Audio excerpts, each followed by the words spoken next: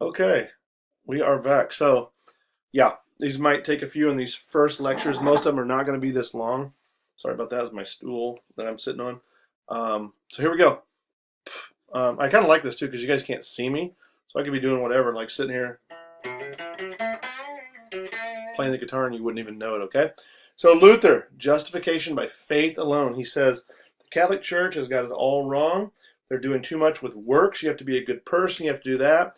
I don't see the Bible saying that. It doesn't say it in the Aramaic, doesn't say it in the Latin or the Greek, and when he translates to German, that's what he determines. So again, you can kind of see these problems with translations we're not going to get into. But when's the Bible first translated into English? Anybody know? One, two, going. Bueller. Most Americans are like, well, when Jesus dies in 33, and then like 2 seconds later it's in English, and Thomas Jefferson writes the Declaration of Independence. Well, that ain't true at all. Okay, it's not until the early 1600s, and it's the King James version, because King James says, hey, if some German whack job can do it, I can have the Bible in mine own language. But before that, I hope you understand the point. Before that, the Bible was in a language that was protected by the two churches, the Catholics with Latin in the West, and the Greek Orthodox in the East, with it being only in Greek. And I hope you understand that, right? Yes or no? Can I get a nod? Can I get an amen, brother? Imagine someone goes up and says, "Hey, illiterate peasant in the 5th century. I'm wondering if I would make it bad. I'm wondering if this is a sin." And the church says, "Well, let's take a look at it. Yes, what you're doing is sinful. Give us money." Okay, geez, I better do that. I don't want to go to hell. All right, good. Does everybody understand? But imagine if you had that like we do today, and you can open it up and read it and say, "Well, that's not what I determined." Everybody understand that? Yeah, big difference. However, comma, that also creates a lot of problems. It's a Pandora's box once Luther translates this and it gets into other languages, because people start saying, hey, the Catholics are wrong about this, they're wrong about that, they're wrong about that. We don't translate it like that. We don't interpret it. I'm some guy who thinks I'm Jesus in Texas, Waco, Texas, called David Koresh. He's the new Jesus, and he talks on CNN until Bill Clinton burns his house down. Does everybody understand? So once you open those translations and allow that, that's why the Catholics and the Greeks protect it for so long, because it's one of the biggest nightmares for them that they could ever imagine. Luther's not this great guy that you think he is in ways. I mean, it's kind of funny that most Americans, again, 75% or more who call themselves Christians, are Protestants, but we have no idea about this guy. Luther is German. Hello, German. He's a raging anti-Semite. Now, I'm not saying that all Germans are anti-Semites, but clearly, as you're going to learn in this class, there's a history there going way back, even before the Nazis. And here, take a guess. Take a guess what the Nazis do when they come to power. Hitler, they're not religious, but they pull up Luther's work and say, look, Luther's a raging anti-Semite, if I haven't made that clear. One of the last books he writes is called On the Jews and Their Lies. You can use the Wikipedia and look it up. It's a gnarly book that says 7 or 8 things of how to stop Jews from spreading through the world. 1, don't let them participate in society. 2, burn their houses down, burn their synagogues down. I mean, it's pretty gnarly. It's very, very anti-Semitic. Now, there's that whole argument, well, it's been around forever, and many people were at that time. Yeah, but it's a little shocking to think that one of the biggest, most powerful nations that is based on Protestantism was founded, Protestantism was founded on that kind of hate and all that. All right, moving on with Luther. Says the Bible is the inherent word of God, adds the word alone. That's a little meme that you may or may not get. Okay, memorize every bit of this for the exam. No, I'm just kidding, but here's what happens. Do know this. Luther says, I've had enough of this. Catholic Church is full of shiza. Literally, he probably said that. And he writes 95 things that are wrong. Now, the first exam in this class, this is how I know how many people are actually watching these lectures, will be these 95 theses. He posts 95 things that are wrong with the Catholic Church. You must know all 95 of them in Latin, German, and English. And you have to translate. That's the first exam. Okay? And that's a joke, okay, people? It's never going to have that happen. You don't have to know any of them. And he has 95 things, and he produces them in 1517. And remember about Luther. Oh, Shiza. Remember about Luther. Let's make this very clear here. He is a Catholic. He does not want to start a new religion. Let's go back here real quick. I hate to do this to you, but let's find these words again. Right here, okay? Long story short is this. I'll just make it easy for you guys. You ready? What is the Reformation? I always ask that in class, and people are like, well, it's like, the Reform with a nation on it, And what it is look at the word. Everybody take a second if you're watching this, and how would you not be watching this anyway? And look at it. What word is in Reformation? Reform. It's the reformation. Luther wants to reform the Catholic Church. And also, look at the word on the right there at the bottom in his picture. He's the original what? Oh, God, don't get me started. Luther would be kneeling at the national anthem like you wouldn't believe because he's going against the status quo. Protestants are Protestants. Protestants. So really let that sink in. What that should help explain the Reformation. Luther is protesting the what?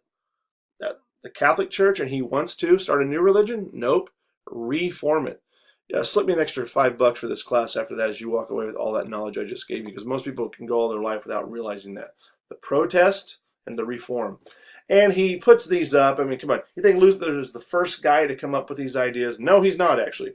The guy who did before, the Catholic Church called him and then murdered him. So they do the same thing to Luther. They say, hey, and they want Luther to do one thing and one thing only. Okay? They want him to recant. They want him to say he's wrong and back down, and Luther refuses. But he goes there, and he's worried that he'll be killed. But here's where politics start to mix with religion. The long story is, I say that a lot too, and I totally apologize, but the short is, remember, Luther is German, and Germany is a different animal because it's not really Germany at this time. It's called the Holy Roman Empire. And there's some 360 or something of that, 360 little bitty territories with different rulers. Now, they all have one main ruler that they listen to, but they have a lot of autonomy. Hope everybody understands that. Unlike France or Spain, does everybody get that? They have one king or one queen, and they listen to everything. All principalities around do. Well, the Holy Roman Empire is not like that, and the Germans have a much different outlook on this. And they're looking to maybe get away from the Catholic Church because of this whole battle between church and state. Yes, you can see America coming all the way back in the protest Reformation. And Luther goes to this meeting, refuses to recant, and the Catholic Church, as you can see if you're reading some of this, the first is what Luther says, unless I'm convicted by Scripture. You know, he's reading it for himself. He doesn't need to be read to, and I don't see it where it says it's faith in alone. And then the Catholic Church, I love theirs. Those who those who help with his capture will be rewarded generously for their good work. They're basically saying, hey, we want to kill this guy, and if you give him to us, we'll reward you. And Luther says no. And here's where things get cool. There's a guy called Frederick III that I can't even get into. Look up Frederick II. He's a weirdo during the Crusades. And his father is Frederick I, or Barbarossa, Redbeard, great German warrior from the thousands or 1100s. And they secretly, quote, I'm doing the Austin Powers, quote, kidnap Luther as he enters the Holy Roman Empire again, coming back from Rome after his meeting with the Catholics. Because the Catholics are most likely going to kill Luther. And they, quote, kidnap him and say, hey, we'll hold Luther up here. And guess what? They put him up in a castle, and they allow him to translate the Bible into German. This is a grassroots movement. It's one of the first, even before the American Revolution. I mean, it's like John Lennon said, power to the people, right? This is one of the first, many call Luther one of the first grassroots movements, where he says, hey, forget the Catholic Church. Forget all this chain of command that goes to God and the Pope. I'll take you directly. I will take these writings, and I will give them directly to the people of Germany, and they can read it in German, not in Latin. They can read it for themselves. Wait. This is where I'm on the ground when I'm teaching for people who have had my class, and I'm screaming, take a guess what happens to Adolf Hitler in 1923. The Nazis tried to overthrow the German government. Most people don't know this. It's called the Weimar Republic. Yeah? He is arrested and he's thrown into a castle, Landsdorf prison, where he writes Mein Kampf and translates the Bible into German. No, he writes his own book, which changes the world. There's such a juxtaposition, a connection between Luther and Hitler and German history that it's just enough to give you cold chills. Okay? So again, Luther's not the first guy to do this, and most likely Luther would have been like David Koresh, just locked up in prison or killed by Bill Clinton, if you can figure that one out. Because no one would have ever heard of him, but what has been invented? Know this for the exam for sure, and the quiz, the Gutenberg printing press. So the printing press has been invented before this, and all these things that Luther are writing, they're copying them, and they're sending them out to the average person in Germany who's able to read these, and they can form their own ideas. Now, some stick with the Catholic Church, but many don't, and they go against it. Okay, there you go, the protest reformation. Nailed it. Okay, that's one of my favorites right there. Nailed it. Okay, and so very quickly here, Luther is not just this lone wolf out there. Other people, and again, people have challenged the church before, but they usually end up dead. Okay, and Luther doesn't. And then another guy named John Calvin. He is Swiss, French, Swiss, but he moves to France, and he starts his own religion. He believes a lot that Luther does, but not everything. But the point for our thing is, in class I always say this, okay? I'm the best looking man on campus. That's what I think. And all the students laugh and everyone does, especially the good looking guys. Are, yeah, right. And I say, what happens when I walk out this door of this classroom? How far is my theory going to go? Well, unless my wife or someone is standing there that likes me, it's not going to go very far. And Luther would be the same way. He'd be a crazy man howling in the woods, except because people read it through the little tracts that are printed, one guy like this guy, Calvin, who actually then picks up on his ideas, says, well, Luther's mostly right, but not all. I'll change it a bit and add some of these things, as you can see here, predestination. And he writes this book that's still influential today, The Institutes of the Christian Religion. And so it's another link to keep Luther's ideas going. I hope you understand that. And finally, a third one is the English Reformation. As you well know, Eric Bana is an extremely good-looking man, I would argue, and ScarJo and Natalie Portman are both very attractive also. It's the worst movie ever, but you can see the picture there. Henry VIII, he's English. He wants a divorce, but what's the Catholic Church's stance? Oh, wait, he's English. Why is he asking the Catholic Church in Rome? That's showing you again how much power the Catholic Church had at that time. And they say no. And so now Henry is emboldened by this and says, well, if Luther can do it, he's German, I can do it. I can divorce Catherine of Aragon. I'll pass the Act of Supremacy. Be sure to know that. 1534. That says the head of the church is England is the, you can read it right there. Right? The king is the head of the church and of the state. We don't need the Catholic Church. So this is devastating to the Catholic Church. Okay? Luther gains control in Germany mainly, right? And all these, and they often fought with the Pope over power. Okay? And so these people start realizing, hey, what I like about the Protestants, you can see it in the middle there. They start reading the Bible instead of having it read to them like the Catholics and the Greeks. And Protestant sex. I love to talk about Protestant sex. And in class, students are always like, oh, did he say sex? Yeah, well, Protestant sex is one thing they can do. Okay, Luther lets all the clergy marry. Now, I don't know about you guys, but just listen carefully.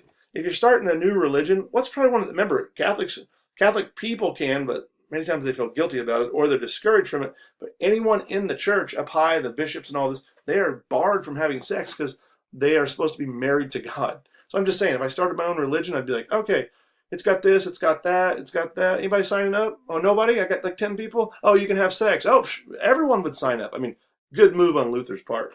But the problem with Protestant sex, S-E-C-T-S, is Luther splinters the church. He splinters it. And there are hundreds of Protestant sects today. Lutheranism, Calvinism, Jehovah's Witnesses, Anabaptists, Methodists, Southern Baptists, Baptists, the Church of Christ, the Lutherans, everyone, the Protestant sects, there are hundreds, if not thousands of them. Whereas the Catholic Church and the Orthodox Church, you give them credit as they are still together today. I'm running out of time, people. The Peace of Augsburg, be sure to know it. This is a first step in religious freedom. The ruler of the land, so all these 360 entities, that ruler could decide, hey, are we Protestant or are we Catholic?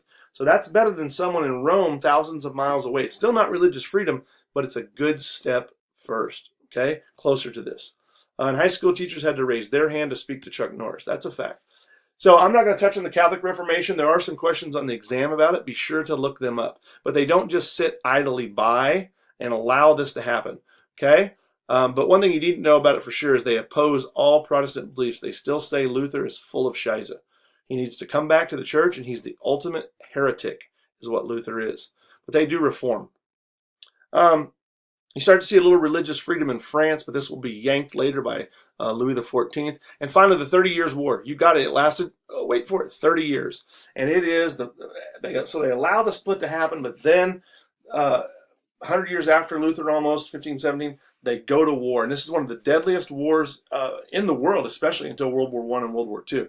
8 million people are killed. It's the worst catastrophe since the Black Death, as you can see right there. And it's a battle between Christians and Catholics. Now, what I like about this, the Muslims are over in the Ottoman Empire going, this looks pretty good to me. Yeah, I mean, 8 million Christians just murdering each other. I like this. Yeah, okay, I can do that. It's ended by the Treaty of Westphalia, as you can see right here, and it's one step closer to religious freedom. All Christians, not just the ruling sect, get public and private worship. Okay, I'm running out of time. Treaty of Westphalia. And we get to Witchcraft Mania, which I think you can do on your own because you will have a primary source on it. Okay, thanks a lot.